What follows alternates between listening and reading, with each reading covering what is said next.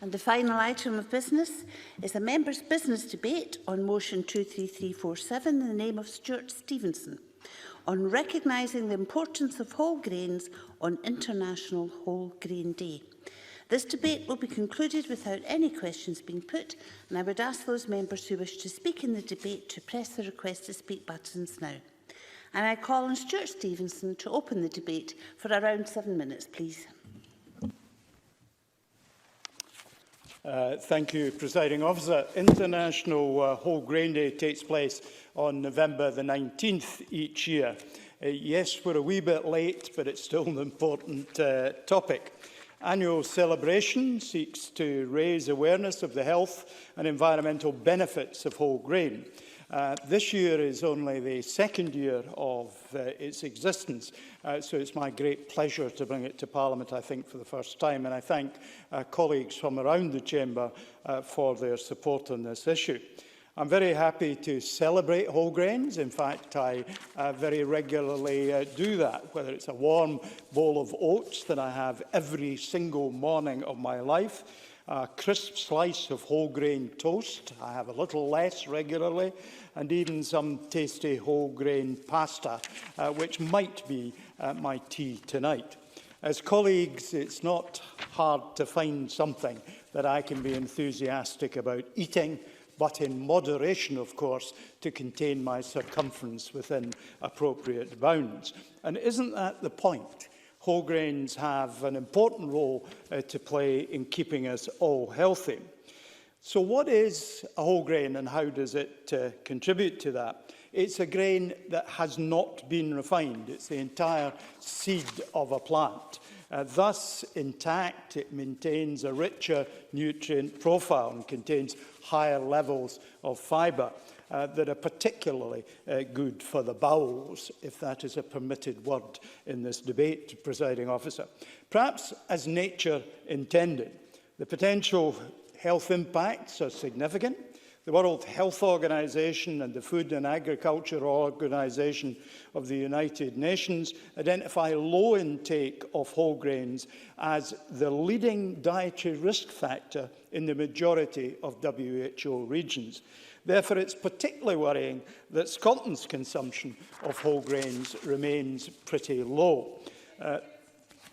He certainly will, with great pleasure. Elaine Smith. Thank you very much, Presiding Officer. It's just at this point, I wonder if Stuart Stevenson would join with me in assuring people who listen to the debate that you can also have gluten-free products with whole grain. Stuart Stevenson. The member is absolutely correct, and indeed I know how important that is for many people. In my previous professional life, I had a number of people for whom that was very important, and indeed one of my staff has to eat gluten-free. So yes, that's a very important point that the member makes. The WHO talks about 25 to 29 grams daily of dietary fibre. If we do that, that can be a 15 to 30% decrease in cardiovascular-related mortality, incidence of coronary heart disease, type 2 diabetes, and colorectal cancer. But the potential health benefits go significantly beyond that. Whole grain carbohydrates tend to be released slower, which makes them a great source of fuel and provokes satiety after eating. That means you feel full for longer and stops you snacking. So that all helps promote healthier eating and healthier living. What's more, health grains currently account for almost 50% of all calories consumed globally. So consuming whole grains would only be a shift in how we consume, not what we consume. In a wider context, our eating habits can play a role in our healthcare system. Major relief on the system if we improve them, thus proving, as is often the case, that many preventative measures are in our own hands through diet. Now, exercising regularly, eating healthily, and other factors can help us reduce stress, which is particularly important in this time when we are more socially isolated and therefore under more mental pressure. Whole grains can help with sustainability. Whole grain foods save water. They provide more food and they provide less waste. They support better use of land and healthier soil. They're healthy for all of us and healthy for the planet. But there are answers. A great example is Denmark. My Danish nephew is a headmaster at school in Denmark. And I know that their government has worked with industry and health organisations to promote whole grain. These partners developed a scientific recommendation for the average daily intake of health grains, a whole grain logo to signpost products to consumers, the logo guaranteeing the quality of the products that are so marked. And even consumer awareness campaigns have made a significant contribution, with athletes and celebrities contributing. The average whole grain intake in Denmark has increased from 36 grams to 82 grams per day, and 50% of the public take the recommended intake, whereas 11 years ago only 6% did. So it can be done in a country which is not all that dissimilar to our own. 2009, they had 150 products carrying the whole grain logo. Today, it's over 1,000. And 71% of the Danish population recognise what the logo means. 53% of them look for the logo when they're making purchases. So other countries can teach us things that we might copy. We need to innovate as part of reducing pressure on our health service, and this is one contributor to how we might do so. It's a chance for us in this debate to consider how we might enhance that value. So we should think about developing an accepted definition of whole grain foods that we apply in Scotland, looking at our own quantitative intake recommendations, public health campaigns, labelling, and basically having people choose health grains. It's worth saying that hundreds of years ago, students used to come to university with a sack of oats over their shoulder, and that fed the students for an entire term, and they didn't eat anything else because they couldn't afford it. And actually, it kept them going for an entire term without any great difficulty. Whole grains is where it's at, Presiding Officer. Thank you very much. Thank you. And we'll move now to the open debate and speeches of around 4 minutes, please. Jamie Halcrow-Johnson, followed by Emma Harper. Thank you, Deputy Presiding Officer. And can I declare an interest, as I'm a partner in the farming business of J. Halcrow-Johnson and Sons. Today's an important one. I'm probably the last person to lecture anyone about the benefits of whole grains, but it is an important debate. And it's not the first time that dietary issues have been raised in this chamber. With some justification, Scotland's diet has been a key focus for public health efforts since before the creation of this Parliament. And there is a role for government, and particularly the public health bodies, in encouraging positive change in what we as a society eat. And we know, sadly, all too well about the health outcomes that poor diet, along with other problems, has caused Scotland. And it's one significant contributor that the gap that exists in Scotland's life expectancy and healthy life figures when compared even to other parts of the United Kingdom. There can be little doubt that diet and nutrition remain a key challenge for our NHS and healthcare authorities, with poor nutrition causing a whole range of avoidable problems for the medical profession to fix. But progress can and must be made. That is not to ignore the significant interventions that have taken place in the past, and there have been many we can look to build on and others we can continue to learn from. And when we speak about whole grain, as my party's rural economy spokesman, my mind turns to Scotland's over 400,000 hectares of cereal crops, a key part of our agricultural sector. On our own doorstep, we see the production of a range of whole grain foods, as well as other sources of fibre such as fruit, vegetables, peas and beans. And I mention this as increasingly people are interested in farm-to-fork journey of their food.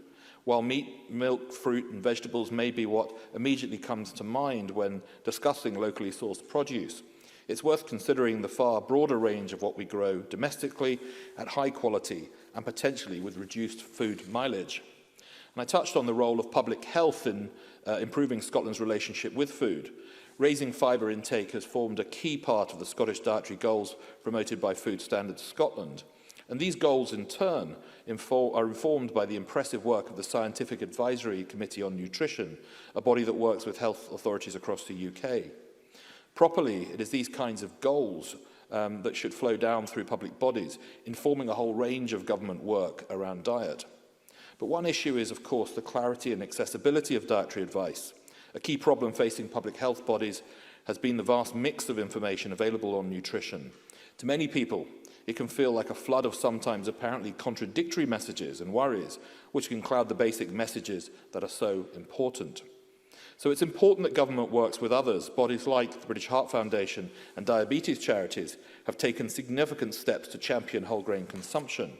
Nowhere are these messages more important than when dealing with children and young people. As a former Shadow Minister for Education, I've seen just some of the efforts to improve nutrition in educational settings. In many schools, this process has started in their own kitchens, and there have been real changes in their own food offering. Gone are the fizzy drinks and the bleached white bread of the past. But what we must hope for is nothing less than a generational shift. Getting habits right early can make a significant difference to a young person's health outcomes, whereas getting things wrong can have an effect that linger long into adulthood.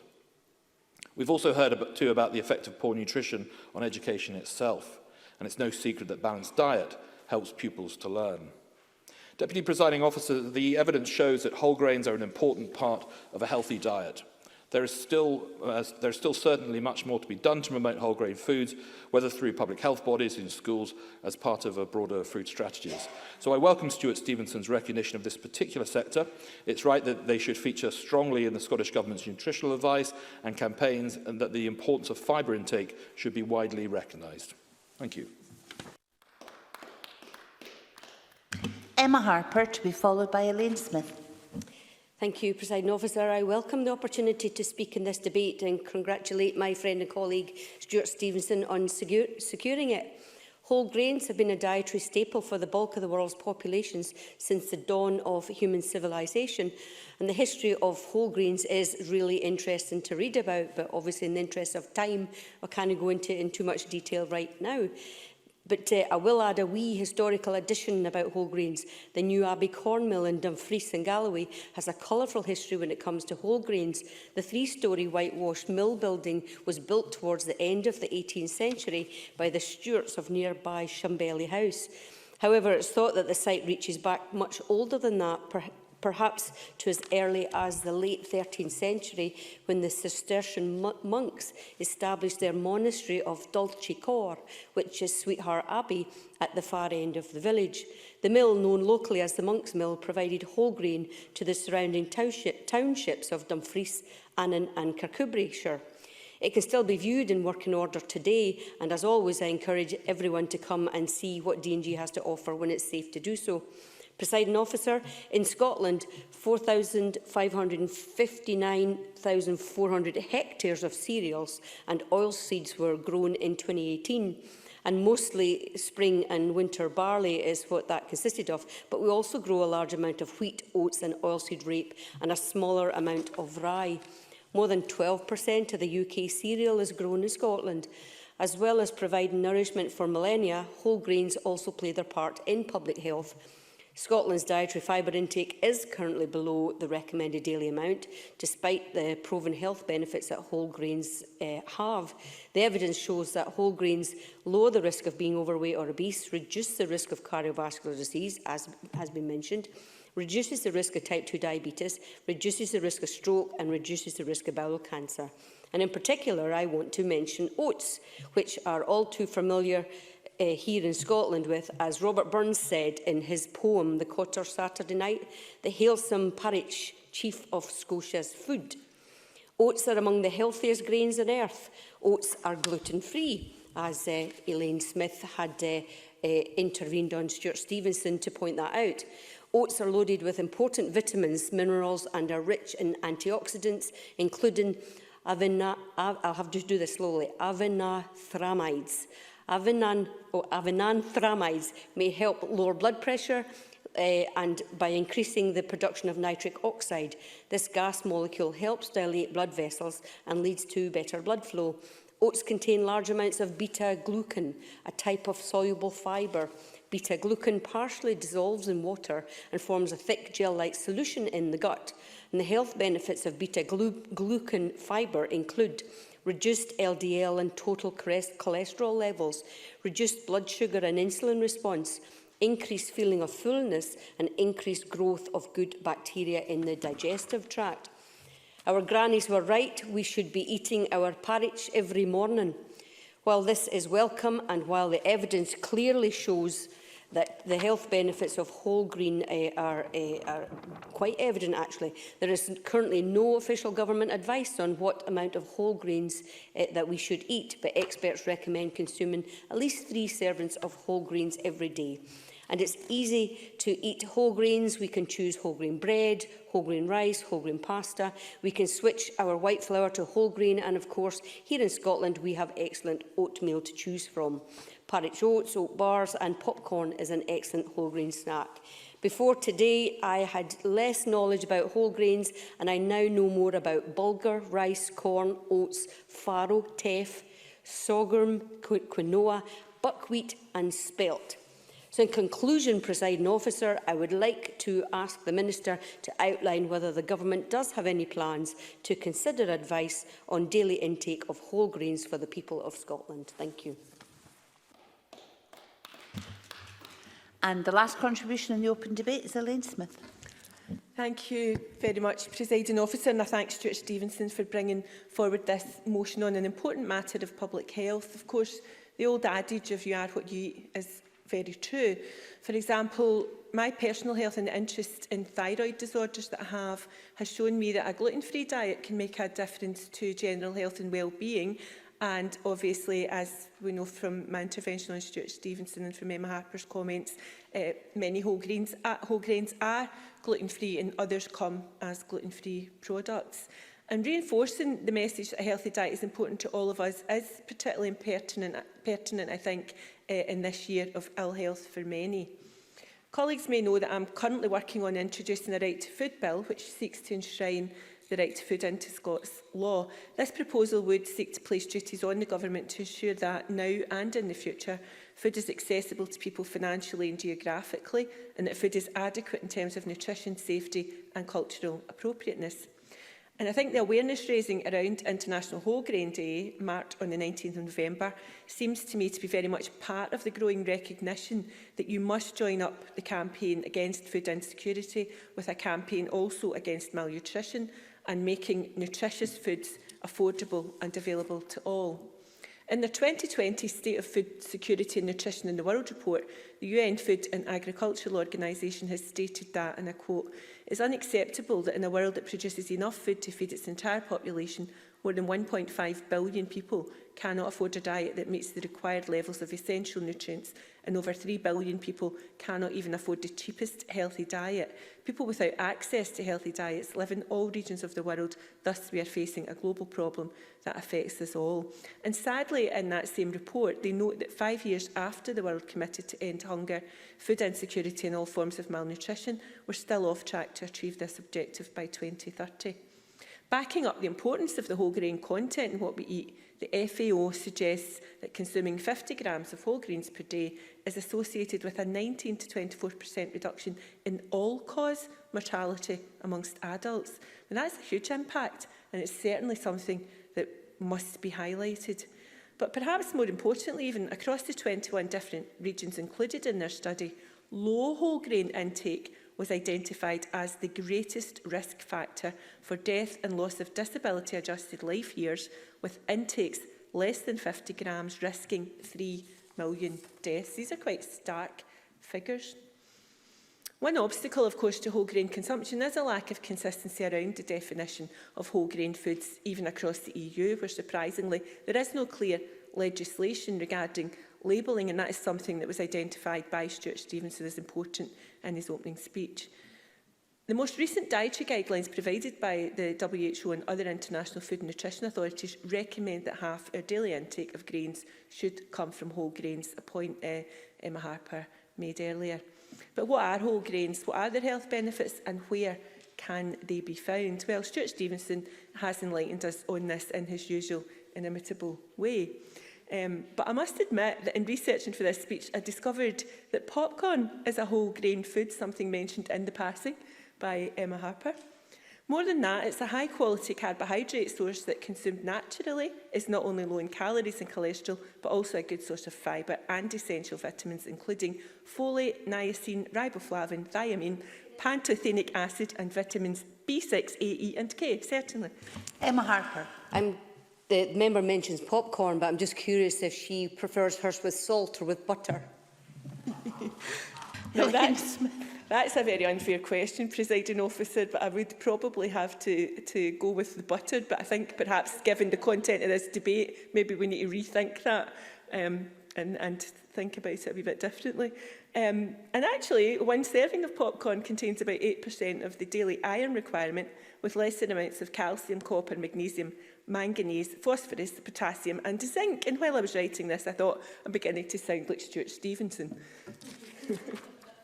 Presiding Officer, of course, a big obstacle to nutritious food is affordability. We need to look at food systems and support our small-scale producers to get their foods to market at low costs, support our farmers to respect the environment and ensure that no one is denied a healthy diet because of high prices. These were issues touched upon by Jamie Halcrow-Johnson. The challenge is even greater because the most vulnerable groups are those most impacted by the economic consequences of the pandemic, and many new food aid networks have grown and existing ones have expanded during the pandemic, and they deserve our thanks. As part of the consultation for my Right to Food bill, I was privileged to hear about many projects which are tackling hunger, malnutrition and taking an innovative approach to food supply. And there is no doubt that increasing consumption of whole grains can play its part on our road towards becoming a good food nation, improving nutrition and tackling our ill health record. So I look forward to hearing how the Minister might help with that going forward. And once again, I thank Stuart Stevenson. Now calling Joe Fitzpatrick to respond to the debate for around 7 minutes, please. Thank Minister. you, Presiding Officer, and I want to thank Stuart Stevenson for the opportunity that we've all had to mark the recent International Whole Grain Day, which, as Stuart Stevenson said, was established just last year to raise awareness of whole grains and their role in healthy, sustainable diets. And for us to debate improving Scotland's diet, including by increasing the consumption of fibre. As whole grain foods contribute to fibre intake, they form an important part of working towards our dietary goals for fibres. I really enjoyed the contributions from across the chamber. Elaine Smith talked, amongst other things, about the benefits of popcorn. I will say that I use an almost dry fryer to make my popcorn, and I pop it with chillies, and so I don't need to add salt or butter. Really healthy, and it's actually really, really tasty. Emma Harper talked about the benefit, and Stuart Stevenson, the benefits of porridge. Emma talked in great detail about the benefits of oats in general, but she also mentioned barley, and barley is actually a little bit of an enigma because while most grains have most of their fibre just on the outside, and so it's really important that we have them in as unrefined a form as possible and as whole a form as possible. Barley actually has its fibre all the way through, so even if you have the most processed pearl barley, clearly not as good as pot or other less refined barleys, there is still a high proportion of fibre throughout that particular grain. And I think it's a very underrated grain. For many people, they think that barley is just about for putting in soup or maybe stew. But I encourage anyone who's looking to get a bit of variety into their diet to consider trying barley, preferably pot barley, a bit more fibre there, as a substitute for rice. Really, really tasty and dead easy to cook because it doesn't stick together. So it's got loads of benefits as well as being a really healthy Scottish grain. So, Presiding Officer, my ambition is for a Scotland where we eat well and have a healthy weight and are all physically active. As part of this, we've set an ambition to halve childhood obesity by 2030 and to significantly reduce diet-related health inequalities. Our 2018 Diet and Healthy Weight Delivery Plan sets out a broad range of decisive actions to help realise our vision. And I'm in no doubt I'm in no doubt about the scale of the challenge. At a population level, poor diet is measured by the extent to which we as a nation are meeting Scotland's dietary goals. They provide the basis of a healthy, balanced diet to reduce diet-related conditions, including type 2 diabetes, cardiovascular disease, cancers, and improved dental health. In its 2020 update to the situation report, the Scottish diet, it needs to change. Food Standards Scotland makes clear we are consistently failing to meet our dietary goals. And as Stuart Stevenson set out, we are far from meeting our goal on fibre. The current average fibre intake is around 16 grams per day, so there is much to be done to meet the fibre intake goal of 30 grams a day. Emma Harper asked about advice on eating whole grain, and our Eat Well guide shows the type of diet we need to eat in Scotland to meet its dietary goals. The guide recommends that people choose high fibre, whole grain varieties of starchy foods wherever possible. While whole grains do usefully contribute to a healthy diet, it's important to also consider the overall balance of the diet, a point made by Stuart Stevenson. And we should not increase whole grain at the expense of increased sugar and salt intakes. So if we're having salt on the popcorn, we need just to make sure that we're getting that balance right. Other components of a healthy, balanced diet, such as fruit and vegetables, also contribute to fibre and intakes of other micronutrients.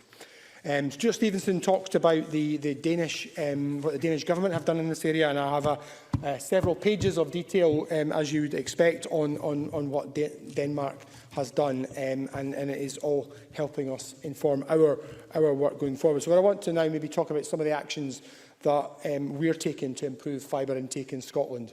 The first area, Jamie Halcole-Johnson talked about nutrition in education, and our school food and drink regulations have been revised to reflect recommendations of the Scientific Advisory Committee on Nutrition, including its recommendation on fibre. The revised school food regulations are intended to be implemented next April and include a number of food-based standards developed to increase fibre intake. For example, the new standards have been created for breakfast cereals and bread, which stipulate that when provided, these products must have a minimum fibre content of 3 grams per 100 grams, and we all know that the easiest way to do that is to use whole grain in their constitution.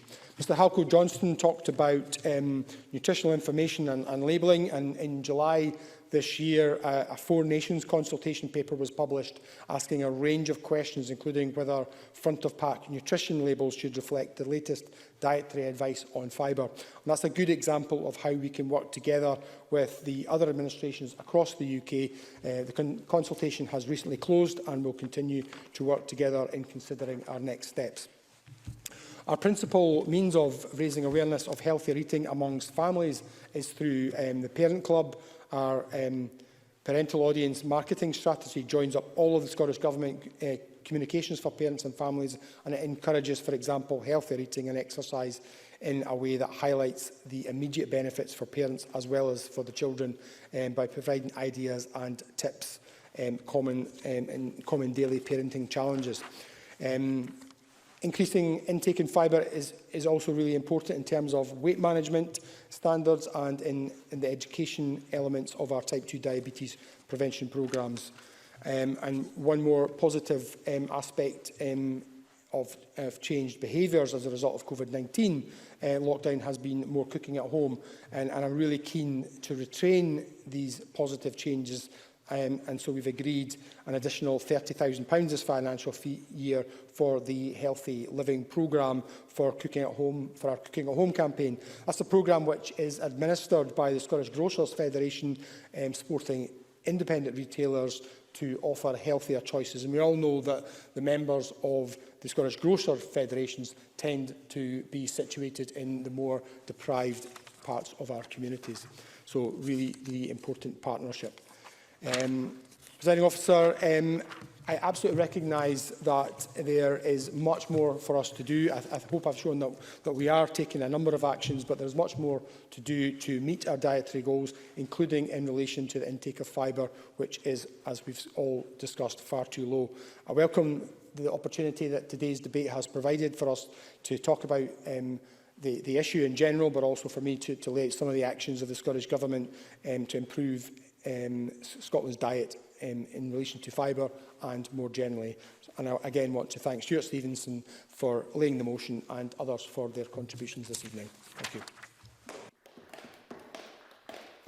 That concludes the debate and this meeting is closed.